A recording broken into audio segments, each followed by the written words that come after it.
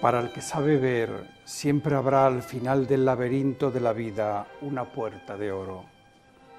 Si la atraviesas hallarás un patio con musgo, empedrado, y en él 2 cedros opulentos con sus pájaros dormidos.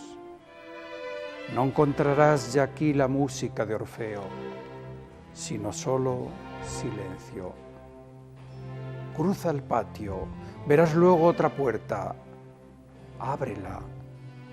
Ya dentro en la penumbra verás un muro y en él unas palabras muy borrosas, de cuya sencillez brota una luz que lenta pasa a ti y te devuelve al fin la libertad, la plenitud de ser. Sean siempre alabadas las palabras dulcísimas, paz y bien, las palabras que sanan. Después, ya en soledad profunda, verás que te hallas frente a otra puerta que aún no puedes abrir, porque no es el momento. La que quizá te lleve a otro laberinto, al laberinto último, invisible.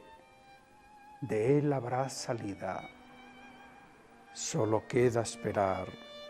Esperar al amparo seguro de estas letras borrosas que sanan. Al amparo de estas letras que sanan. Buenas noches. Escribe desde la serenidad, pero no solo, también desde el combate amoroso, pasional y carnal. Antonio Colinas, la voz más recia, con más músculo, de la poesía en España, ahora mismo, que acaba de sacar sus obras completas. Yo no sé, nos lo contará él, cómo ha hecho esas obras completas, porque son tantos y tantos libros. Claro que él no es solo poeta, es poeta por encima de todo, pero es novelista, es ensayista, es traductor. Buenas noches. Buenas noches. Muchas gracias. Hablemos de obra poética, porque obra completa, como tú acabas de decir, Es imposible. No es el momento, o quizás no lo hemos logrado todavía. El otro Antonio, Antonio Machado, llamaba palabra en el tiempo a la palabra poética. Qué hermoso es eso, palabra en el tiempo. Sí, es uno de los conceptos de la poesía que yo aprecio más, porque la palabra poética, afortunadamente, no es solo la palabra del presente, la palabra del hoy, sino que es también la del ayer y la del mañana. Es decir, una de las características de la poesía es esta gran capacidad, esta gran intemporalidad que tiene. A veces a los poetas se les pregunta, ¿para qué sirve la poesía? Que es una pregunta Sí. muy recurrente. Aquello de Gabriel Celaya, la poesía es un arma cargada de futuro y maldigo la poesía de quien no toma partido, partido hasta mancharse. Bueno, ¿Y tú por quién tomas partido? Bueno, yo en principio modestamente solo tomo partido por mi voz. Yo creo que lo primordial en el poeta es que sea fiel a su voz. Es una voz que normalmente pues, surge en la adolescencia, en la primera juventud, y muchas veces el poeta luego pues, se perturba porque está sometido a influencias, a lecturas, a críticas. A veces son duras las críticas, a condicionamientos. Y si el poeta siente verdaderamente su poesía, ante todo tiene que tomar partido por su voz. Es una de las cosas que creo que se aprecia en este volumen, de casi 1000 páginas, ya que allá por donde abramos, pues encontramos una voz, que es mi voz, una voz en la que hay emoción, en la que hay intensidad, en la que hay una búsqueda de pureza del lenguaje, y en la que hay en definitiva pues una ética y una estética que procuro, en fin, encauzarla siempre a través de algo que también es primordial en mi poesía, que es el sentido órfico de mi poesía, es decir, la música, el ritmo que siempre hay en mi poesía y que quizá pues sea algo que me distingue de manera especial, ¿no? La música, el ritmo. María Zambrano, que ha influido tanto en ti, en esa hondura y hasta en esa musicalidad, yo creo, fíjate. Sí. María Zambrano tiene un libro que para mí es el mejor, por lo menos el que más me ha aportado. Hacia un saber del alma. Y yo te pregunto, ¿cuál es ese saber? Pues es el del conocimiento interior. Es decir, hay un conocimiento que es el que nos proporciona la realidad o el que buscamos en la realidad, y hay otro conocimiento o vía interior que es aquella que nos lleva a conocernos a nosotros mismos.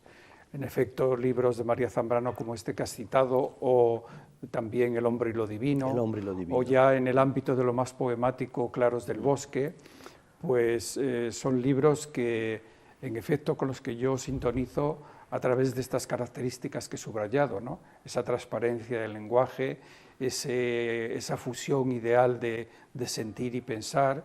Y luego ella fue una pensadora, una filósofa, pero que apostó mucho por la poesía y por los poetas. ¿Acaso porque había convivido con ella desde su infancia? Ella siempre recordaba los años en Segovia en los que conoció a Antonio Machado. Sí. Antonio Machado fue muy amigo de su padre, y ese recuerdo lo mantuvo ella siempre vivo, como mantuvo vivo también una carta que Antonio Machado le escribe desde Valencia ya en los años de la guerra, ¿no? Y una de las cosas que le dice es, recuerdo, señorita, aquellos años en Segovia con la memoria de su padre, ¿no? Hacia un saber del alma. ¿Y cómo se va hacia ese saber? ¿Cómo se va? ¿Cómo se va? ¿Cómo podemos ir hacia ese saber? Bueno, hay para el poeta a través de la palabra, ¿no? Para los demás, pues hay caminos, hay las lecturas. Todos los caminos del arte facilitan mucho ese conocimiento. La música, la gran música, la pintura, es decir, el arte es, como yo digo siempre, lo que sana y lo que salva, normalmente, porque luego hay un arte pues que nace del exceso, nace del malditismo, nace de la desesperación, nace del clamor, de la protesta. Eso también es respetable, ¿no? Es un medio. Pero no es lo que haces tú. Es un medio de expresión, pero a mí me parece que sobre todo el arte busca la plenitud de ser, y el que busca caminos en la vida busca esos caminos de plenitud, ¿no? Antonio, ahora que hablas de caminos, recuerdo unos versos de León Felipe, del zamorano León Felipe. Sí. Nadie ha ido ni irá a Dios por el mismo camino que voy yo. ¿Por qué camino vas tú a Dios? Si es que vas, que supongo que sí. Bueno, a partir de Noche más allá de la noche, el profesor José Olivio Jiménez ya habló de una posible visión trascendente en mi poesía, un afán de ir más allá, y desde luego pues yo creo en ese camino. Quiero decir que para mí nunca la poesía ha sido un testimonio meramente fotográfico de la realidad, sino que ha sido sobre todo una búsqueda, ¿no? Y dentro de esa búsqueda pues está lo que desconocemos, lo que es superior. Hay también en mi poesía, sobre todo en la última etapa, una aproximación a lo sagrado, que yo digo que toda la realidad es sagrada siempre que se contemple con ojos de piedad. Y en definitiva, pues todo esto va constituyendo esa búsqueda de lo que está más allá, vamos a llamarlo así, ¿no? Ahora que hablas de lo sagrado, Mircea Eliade, que es otro de tus maestros, siempre te he escuchado hablar muchas veces de Mircea, sí, de Mircea Eliade. casi tanto como de María Zambrano. En Mircea Eliade hay una idea que pues entronca, por así decirlo, toda su obra y todo su pensamiento, es lo que le da la musculatura, que es la religiosidad del hombre.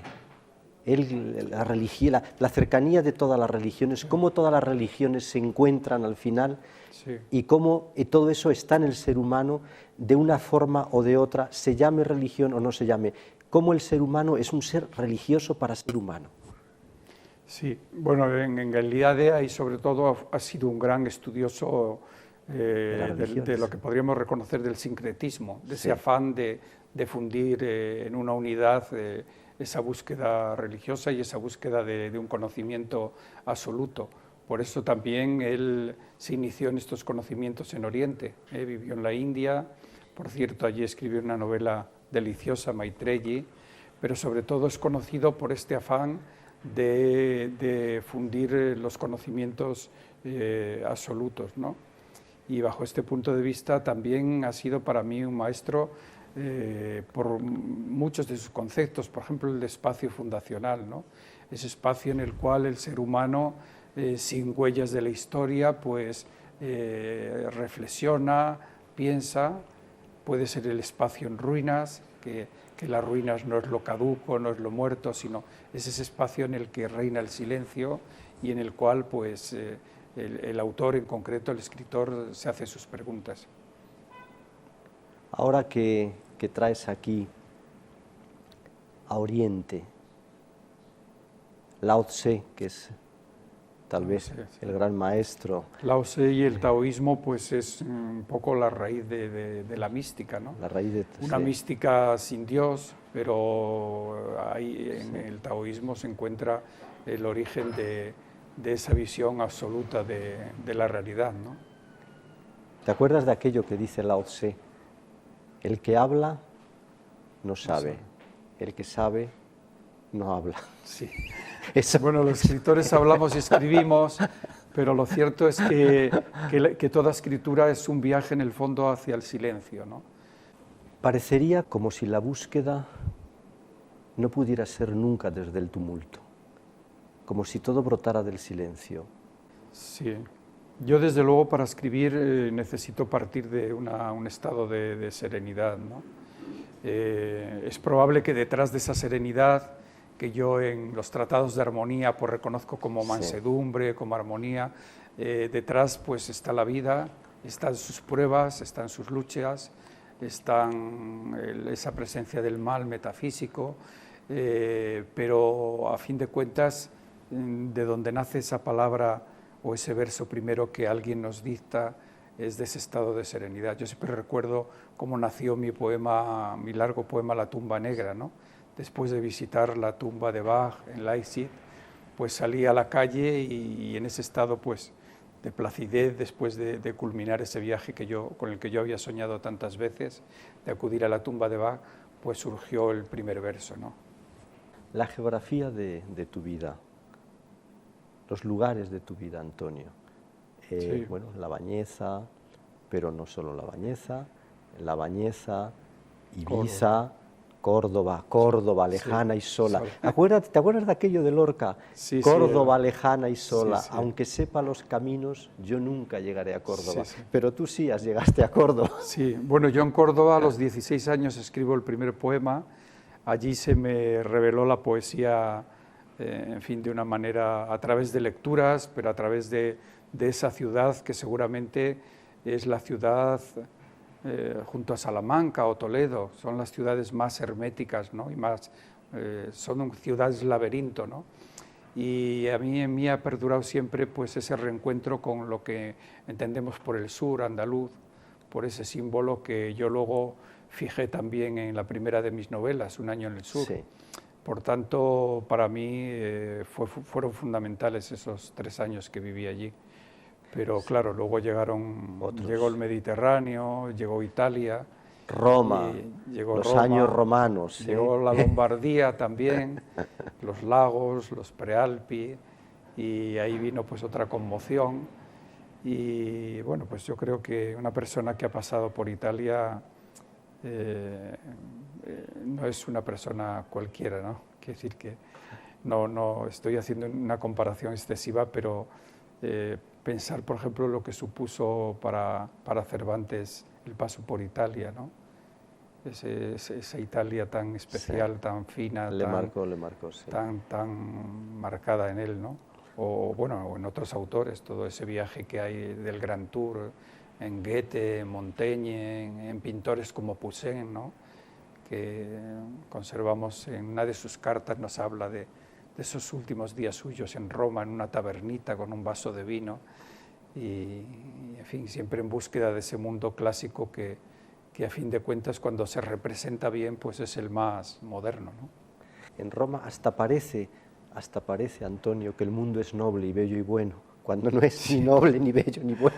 Sí. Roma, bueno, es la universalidad, es la ciudad laberinto también, tiene esa especie de ónfalo que es el Panteón, ¿no? Es lo pagano y lo cristiano, esa Roma que también algunos poemas de Alberti reflejaron. Sí. Bueno, a Roma le han cantado muchísimos poetas y en definitiva, pues bueno, es otra Italia, ¿no? No es esa Italia florentina o la milanesa, o la calabresa, veneciana, o la calabresa. O la calabresa o la siciliana, ¿no? Sicilia también es un friso de culturas extraordinario, ¿no? Hay un poema en el libro sobre Agrigento, ¿no? Sí. Ahí donde la Magna Grecia, ¿no? Esa Sicilia griega, ¿no? Que también entrevemos en los poemas de Quasimodo, ¿no? Que fue un siciliano, pues, que vivió un poco desterrado en las nieblas del norte. Antonio, hablando de nieblas, por León suele haber muchas nieblas. Sí.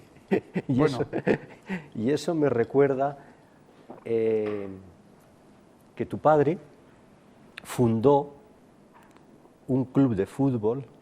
Una peña. Bueno, es una peña. Salto damos en el, sí, vacío de Roma, sí.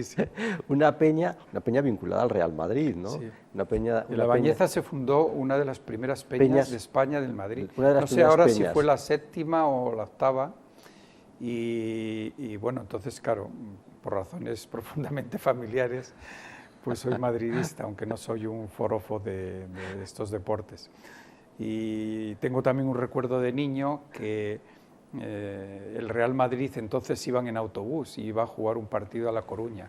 La Bañeza es el kilómetro 303, es la mitad exacta del camino a La Coruña. Y entonces una noche pararon a dormir allí, el equipo, y entonces pues vimos a los jugadores, estuvieron en la sede de la peña.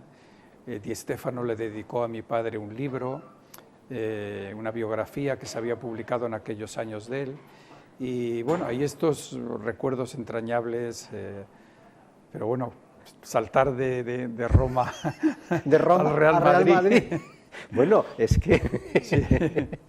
Sí, pero hay ese lado entrañable de la memoria, de los recuerdos, en el que también está el fútbol, ¿no?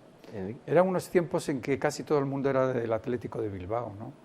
Con Zarra, aquello equipo, pero bueno, el Madrid tenía Di Stéfano, y poco tiempo después mi padre me llevó a Valladolid a ver jugar al Madrid con el Valladolid, y allí Di Stéfano metió el mejor gol de su vida, que fue, él apoyó las manos sobre el césped y metió de tacón el gol. Es una clásico, foto, es impresionante. Es una foto, pues yo vi ese gol. ¿Tú viste ese gol? Yo vi ese gol, sí.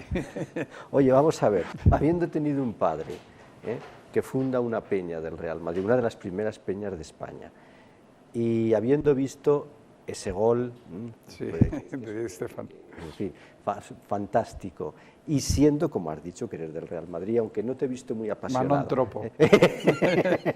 Bueno, una persona tan serena como tú y tan equilibrada en sus expresiones y en su manera de hacer poesía. Y, bueno, ¿cómo ves a este entrenador del Real Madrid, que es todo lo contrario? ¿Qué te produce? Porque, Hombre, yo creo que porque va de exabrupto en exabrupto este señor. Sí, yo creo que es un hombre sensible. Lo que pasa, Sí, menos mal. pasa es que hay sensibilidades que en un medio público y siendo entrenador de un equipo tan importante, pues claro, hay que contenerse, hay que cuidar del lenguaje. Es una sensibilidad que, bueno, quizá comprendemos en los poetas, pero no en un entrenador. Volvamos a la poesía. Sí. Vamos a ver. De todas formas, mi padre, también quiero dejarlo dicho, era una persona, en fin, con otros intereses, un gran trabajador, una persona muy sensible. A mí me afectó mucho su muerte. Siempre pensamos que la madre pues, es la persona que comprende nuestra sensibilidad, nos guarda los secretos, nos lo disculpa todo. Y sin embargo, yo cuando murió mi padre, pues me afectó mucho, ¿no? Pero bueno, eso está en tiempo y abismo, ¿no? Tuviste, a mí me ha dado la sensación cuando he leído todo eso, de que en ese momento tú sentiste como que se había muerto no la persona a la que más querías, sino la que más te había querido en esta vida. Como esa sensación de que se ha ido la persona que más me ha querido, que nadie me va a querer como me quería él. Yo querido percibo por preocupación, por preocupado. Sí, porque, en fin, tener un hijo poeta, pues me consta que implica retos, ¿no? para los padres, pero bueno, todo aquello se superó. Aunque había aquellos momentos ya cuando él estaba muy mayor y a mí me veía con el ordenador y decía, ¿pero qué haces ahí todo el día, no? Y María José le decía, pero ¿no ves que es su trabajo, no? Su trabajo, o sea, siempre había esa resistencia final al comprender que la escritura es una profesión como otra cualquiera. Lo que pasa es que somos minoría, ¿no? Y hasta un oficio, yo creo, ¿verdad? También. Hasta un oficio, porque hay mucho de artesanal. Es un oficio. Yo cada vez corrijo más los poemas. Los primeros libros nacían de un tirón, pero los últimos, no sé, hay mucha labor de artesanal, ¿no? Con la palabra. Pues Antonio, en tiempos de crisis, como diría Hölderlin, ¿verdad? Sí. ¿Para qué la poesía en tiempos de crisis? ¿Para qué? Más que nunca yo creo que es necesario este lenguaje a contracorriente que es la poesía. Es decir, cuando ya no nos sirve el lenguaje de los políticos o de los economistas o el lenguaje cotidiano, cuando el hombre se vuelve hacia sí mismo, cuando el hombre se vuelve hacia los símbolos, pues ahí está la poesía. Y por tanto, yo creo que siempre en estos momentos son buenos para...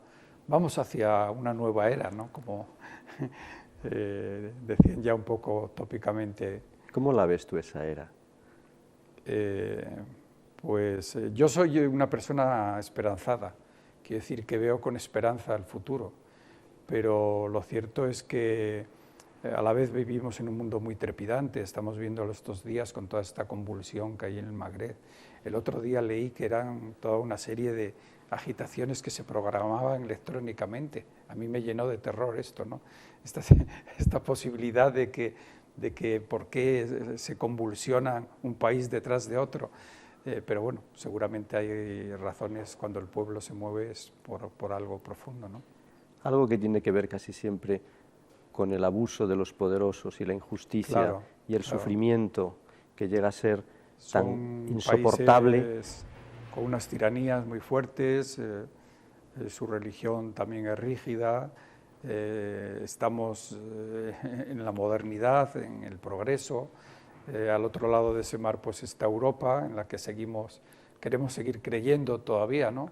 Porque Europa creo que para la civilización universal pues ha sido un grandísimo salto hacia adelante, ¿no? Y por tanto pues todavía creo yo que somos un buen espejo. Esos países tienen en Europa un buen espejo en el que mirarse, ¿no? Ahí al otro lado de la cámara seguro que están algunos de esos lectores, de esas lectoras secretas que a ti te gustan tanto. Ese lector que el poeta no conoce, pero que se encuentra en una verdadera comunión contigo en la poesía. Y para terminar, yo quisiera que les dijeras a ellas y a ellos, que les dijeras algo a ese lector secreto que a ti te atrae especialmente?